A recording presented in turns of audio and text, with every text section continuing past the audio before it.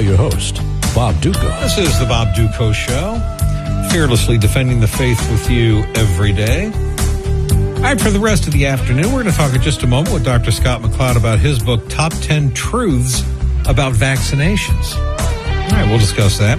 When it comes to vaccinations, you folks know my views on this. I've been very open about this for the last 25 years I've been doing this show, okay? My wife and I, we didn't have our kids vaccinated. We just didn't.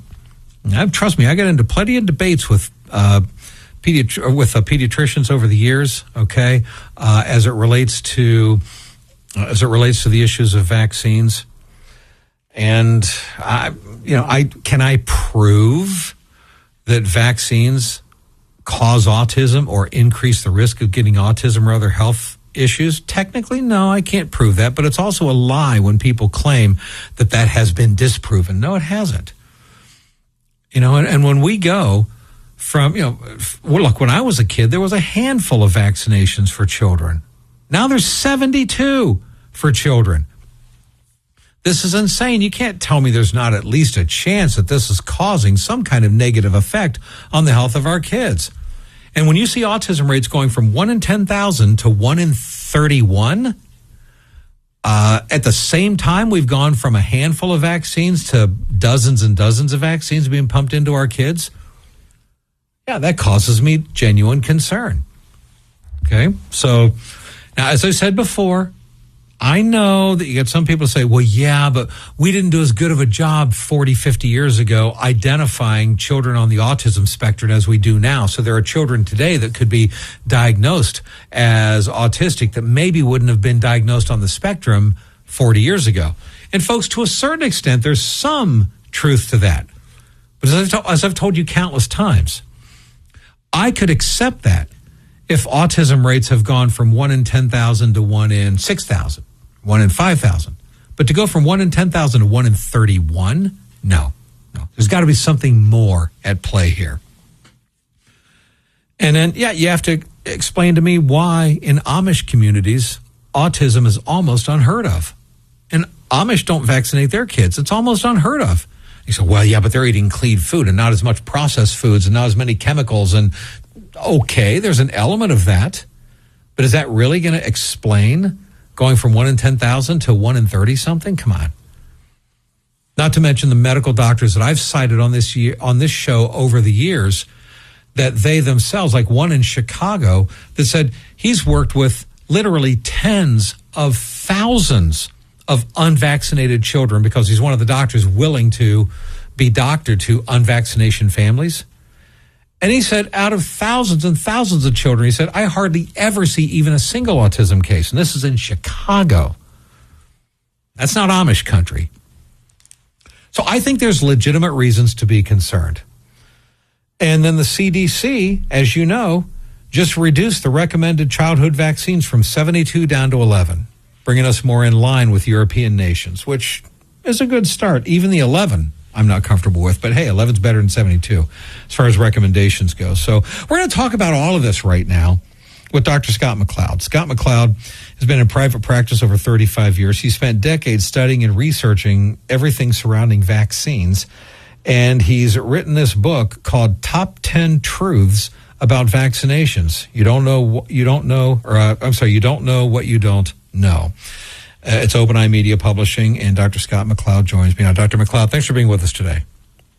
Thank you, Bob. Thank you for having me on the show. And first and foremost, I just want to let you know that I'm a long-time listener and a big fan. So thanks. I appreciate that. Be on your show. Well, hey, I like the title of your book. I think about my top 10 proofs. And, to be honest with you, back when I first started Top 10 Proofs, I grappled with, I considered top 10 truths. And I was like, do I want to go top 10 truths or top 10 proofs?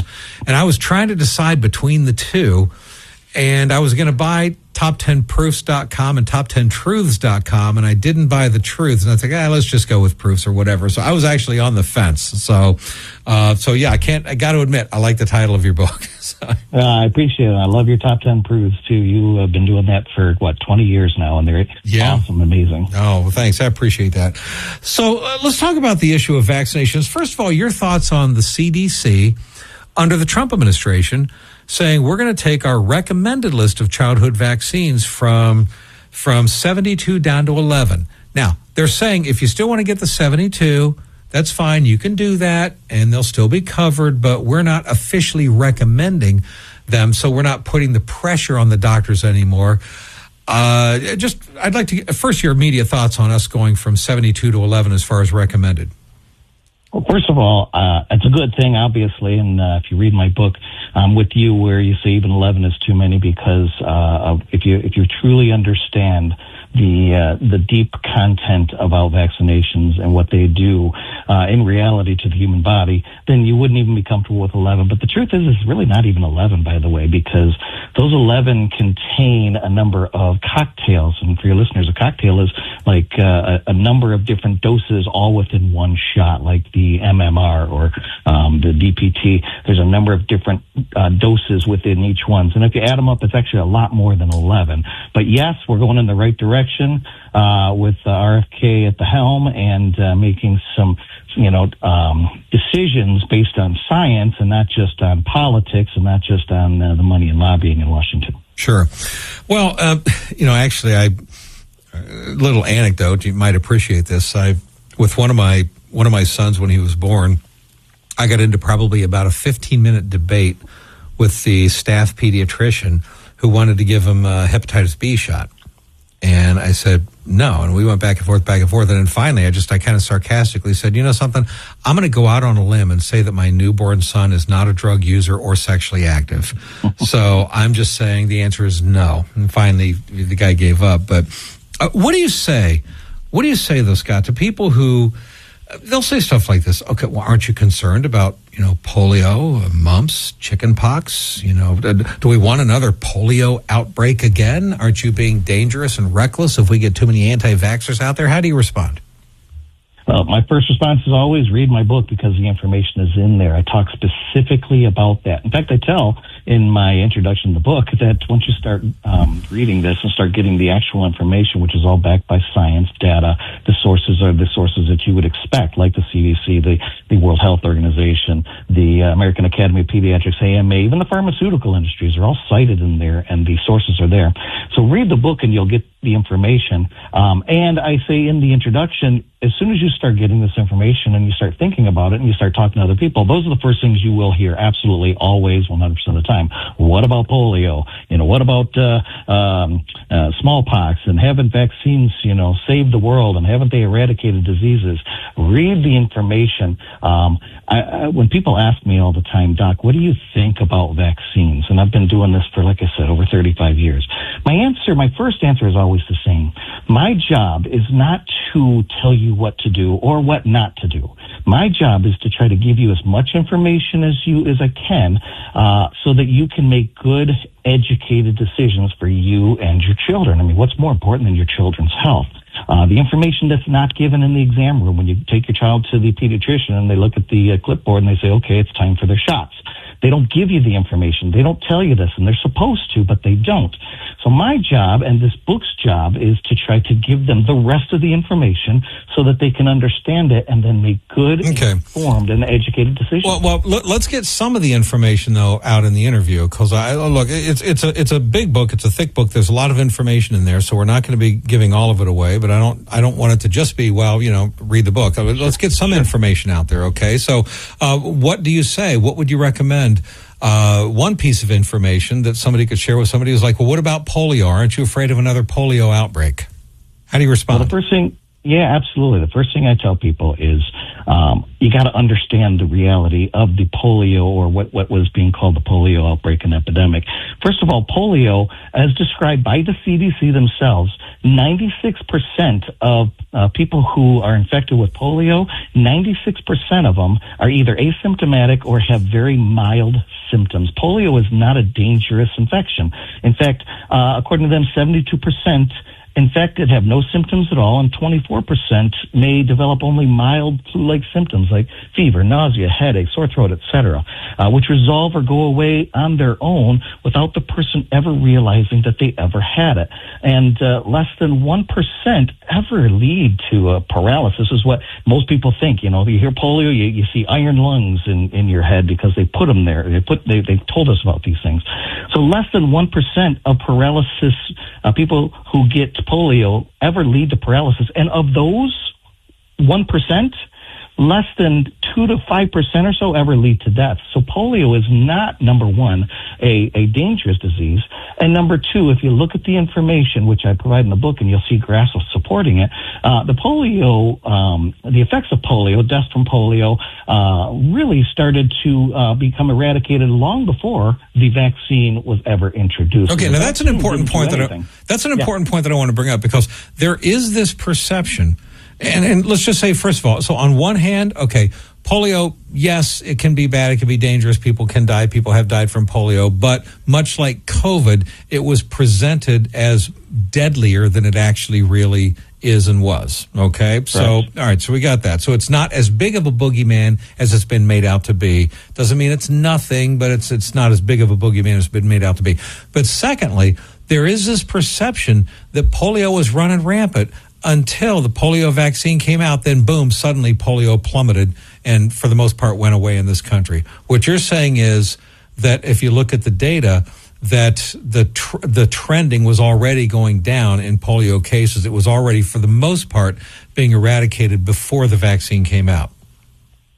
Correct. In the early 1900s, sporadic outbreaks began, peaking in the 1940s and 1950s. By 1952, the U.S. reported its largest polio epidemic with over 57,000 cases, but deaths were already declining compared to the prior decades. The Salk polio vaccine was introduced after that in 1955. The Sabin polio vaccine wasn't introduced until 1961. The natural decline of the disease was well underway long before the vaccine was ever introduced. And was that a herd immunity that was bringing that down?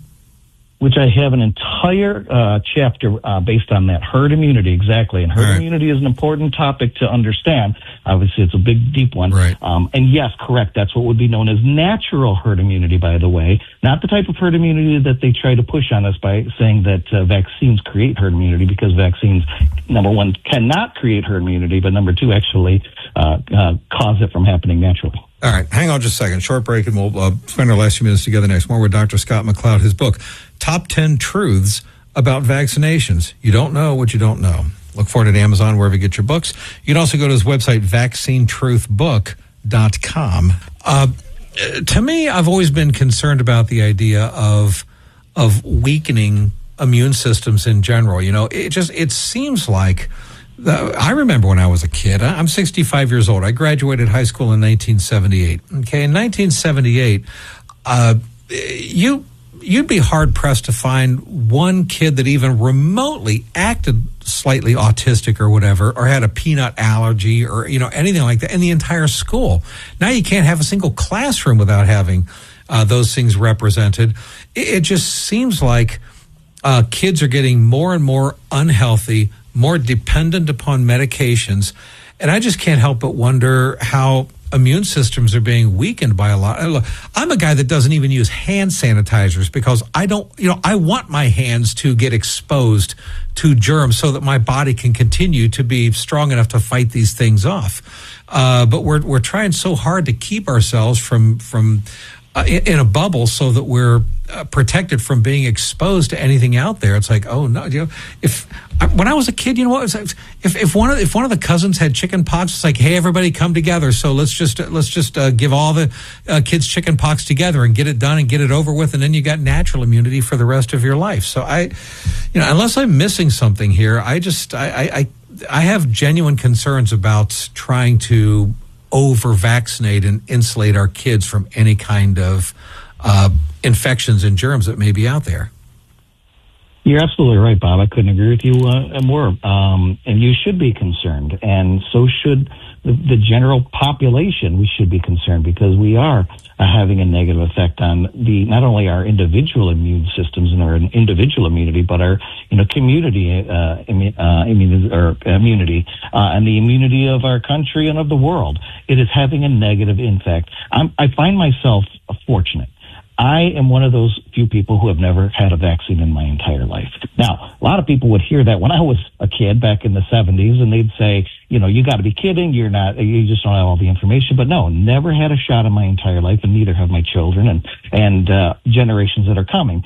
We are not only still here, we are also healthy. And not only are we healthy, we've been healthier than our peers and the children that we've grown up with and the adults that we now live alongside of. Our immune systems are stronger as a result, and that's what's happening. And we're with the situation that we're under now with all the immunizations that are given and then the boosters, we have gotten to a point where they want us to rely on them. They want us literally to be put on this this vaccination subscription plan for the rest of our life. Yeah. Oh, I know. But actually, I got to tell you a quick anecdote. You'll probably appreciate this story. I'm same situation. Never got vaccinated. As a child, didn't get vaccinated, none of that stuff. Now, that's because my mom happened to be in this religious cult at the time, Worldwide Church of God, Armstrongism. And so they had a lot of similarities to Jehovah's Witnesses. And so they didn't vaccinate. And so that's one of the reasons I avoided that. But I remember this one time at school. I was a little kid, like 5, 6 years old. Remember those big shots they used to give you in your arm that it looked like a big machine gun they were pushing up against your arm, and it left this big circle scar about the size of a dime in your arm that kids would get back then. Well, I remember, and I think I was like maybe 5 years old or something. We're all standing in line, and everybody had to get this shot. So in the line I'm standing in, I see the kids are all standing there walking up. And then as soon as they got their shot, then they walked back. There was another line that they walked in, which was the cookie line, where you get your shot, and then you come over and you get in the cookie line, you get your cookie, and you walk. So anyway, I'm walking up there. I'm getting closer and closer to the person giving the shots, and I look and I notice. I wait until the teachers are looking away from either table, and once they're looking away, I quickly slipped over into the post-shot line, and I put a sad face on, and I put my hand over my arm as though it was sore, and acted like I was kind of semi-crying. So they're like, "Okay, here's your cookie." I said, "Okay, thank you," and I walked through. I never got the shot. I was a 5-year-old kid, and I pulled off that scam. Yeah, it was deceptive, I know, but it's like, what are you going to do? But it wasn't because I had a thing against vaccines. It's just like, that's going to hurt. I don't want that, Of course. What do you say about the flu vaccine? Same thing. I've never had a flu vaccine, have no intention of ever getting one. It gets pushed on you all that you're not getting your flu vaccine. The answer is no. But what about the flu vaccine? How do you come down on that? Well, first of all, it's like all other vaccines. It has the same makeup of it as all the other vaccines, which is, most people think that a vaccine, by the way, Bob, most people think that a vaccine is nothing more than a antigen or the germ that causes a disease that's weakened or attenuated, and it's in a vial of saline solution. So it's really safe, and nothing could be further from the truth. There's a list of ingredients, neurotoxic and degenerative ingredients that are in vaccinations that take a good portion of my book to even just go through. But anyway, when it comes to the flu vaccine, they're no different. Unfortunately, with the flu virus, it's ever changing every year. Right. And so they don't know what the next flu virus is going to be. You're getting the vaccine for the last strain, aren't you? Well, not only the last strain, but what they're trying to do is they're trying to guess what the next one will be, and they're trying to modify it, coming up with some type of a Frankenstein flu virus. In fact, this year is a good example because they've really been putting the scare tactic on us this year, saying, okay, there's going to be a triple threat. There's going to be RSV. There's going to be the coronavirus or COVID virus, and then there's going to be the flu virus. But they don't mention the Frankenstein virus that they're putting into the flu vaccine, giving it to everybody. And that's why this year you're seeing so much, because those viruses are then shed to other people.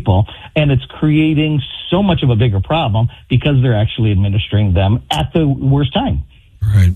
Boy, I think back to during the heightened COVID days, And you were probably getting the very same grief that I was getting, and other people have gotten as well about, the COVID vaccines. And to me, the lack of logic that the pro-vaccine people were employing was just mind-blowing to me. It's like, okay, if I got COVID, okay, but I got it naturally. Got natural immunity to it. That doesn't mean you couldn't still get COVID again, possibly, or whatever. But, but here's the thing. If I had COVID already, and I could prove that I had COVID already, and so I've got natural immunity, it didn't matter. I couldn't go into a particular store or business or place or whatever unless I could prove that I had the COVID vaccine. And even though you and I both know somebody gets the COVID vaccine, they're still getting COVID.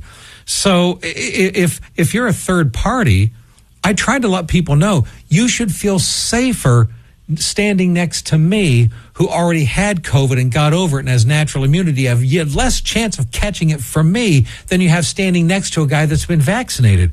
They wouldn't listen to that. It was just all about you have to get vaccinated and then you have to wear these porous masks that wouldn't stop the COVID virus anyway. So it just blew my mind, the complete lack of science that people were engaging in during those wide-eyed days of COVID. Not only that, Bob, but I don't even go over the COVID shot in the book on vaccinations because most people don't realize the COVID shot isn't a vaccine at all. The vaccine needs to have an antigen or the germ. It needs to get some type of an immune response and then have some type of immune reaction like antibodies. And it has none of that. It does not have the COVID virus in it. It actually is genetic manipulation. It's our mRNA, which does not create an immune response. It does not create any antibodies. It is not a vaccination whatsoever. It's genetic manipulation. But that was a time where they started coming right out and changing the laws of nature or trying to, saying that if you ask them, well, if you get COVID, you won't get it again if you got it naturally. And they'd say, no, that's not true. Right. Again, changing the rules and the laws of nature. It was crazy. Yeah. We've all heard the saying, follow the money. When I think about the money that's behind all of these vaccinations, and of course the AMA is all behind this as well, and the pharmaceutical industry and the medical establishment community, they are, and I'm not trying to sound like a conspiracy theorist, but they really are bedfellows in all of this and feeding and fueling the pharmaceutical industry and such. So talk about the money behind this and how what's it going to take for the traditional medical establishment and insurance companies maybe even to start recognizing maybe naturopathic and holistic approaches to things and not the pharmaceutical route is really healthier, which, by the way, would save insurance companies a lot of money in expenses that they're having to cover for things. So I don't know, why can't we break through this money barrier that exists between the pharmaceutical industry and the establishment medical community? Well, the reason is, and I have a whole chapter 9 is on truth number 6, which is entitled "There's Big Money Behind Every Shot." Right. It's more than $70 billion annually is what the vaccine industry is worth. Wow. They spend over $372 lobbying in the United States, more than any other industry. And so that's more than $1 million every single day lobbying. So again, money speaks. Not only that, but the doctors themselves are rewarded bonuses for getting their children, patients fully vaccinated. And these bonuses can range from hundreds to tens of thousands of dollars for their practices. So it is a huge thing to overcome. Money talks, and unfortunately, it's a powerful enemy to deal with. Yeah, it really is. So, folks, look for the book. Again, it's entitled Top 10 Truths About Vaccinations. You don't know what you don't know. Look for it at Amazon, wherever you get your books. Also go to the website vaccinetruthbook.com. It's from Dr. Scott McLeod. And Dr. McLeod, we appreciate your time today. Thanks so much for being with us. Thank you for having me, Bob. It was an honor. You bet. Take care now.